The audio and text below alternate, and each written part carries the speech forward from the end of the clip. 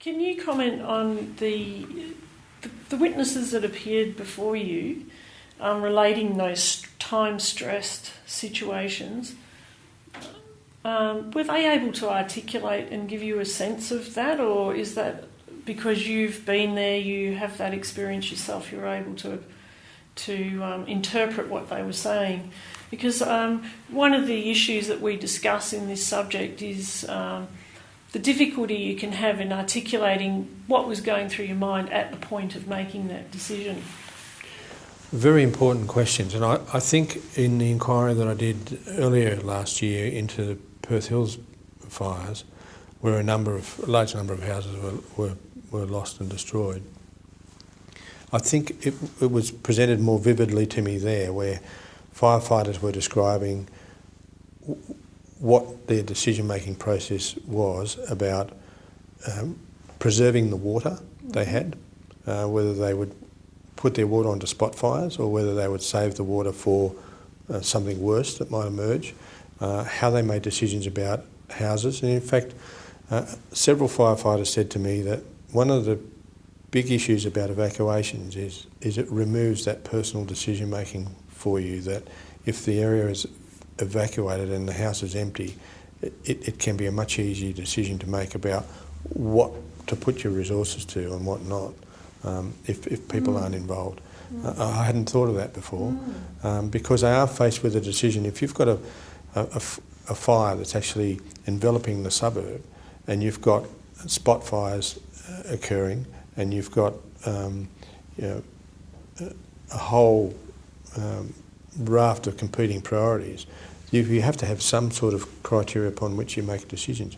I think the best thing for people to do in those situations is to, as you do make the decision, you do it naturally. A lot of people will do it because they've done it before.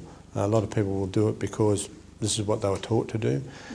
But if people can record that decision, I know you can't record it in the middle of the event, but as soon as practicable afterwards, if you write down and say, well, I put my resources in this area but not in that area, and this is my reasoning behind that, that will stand them in very good stead for when they appear before an inquiry like the ones I conducted, because I come along months later and say, well, for example, in the Perth Hills bushfire, I was critical of the fact that the Buckingham Bridge burnt down. Everybody was used to driving along the Cunningham Highway over the Buckingham Bridge, and for all intents and purposes it looked like a bitumen bridge, like every other bridge that we drive over every other day. But because the Canning River had very little water in it, there was a fuel load within the Canning River, and the Buckingham Bridge was basically timber on the bottom side of it, timber stringers, and it just burnt down. Well, of course, when it burnt down, it had an enormous impact on the operational response, because the fire became so big that resources had to be called in from elsewhere in the state and around the district. Those resources that were not familiar with the fire ground looked at their GPS or looked at their map and said, well, we'll go down the Cunningham Highway. Well, they couldn't. And for the residents who were there and who spoke to me, they couldn't understand why the authorities didn't focus on the Buckingham Bridge earlier, because they knew that if the Buckingham Bridge went down, it would take a lot longer to get around to each of the properties. They'd be isolated. And everything gets delayed by that additional amount. Now, it's easy for me to walk along 3 months later and say, why didn't you think of the Buckingham Bridge?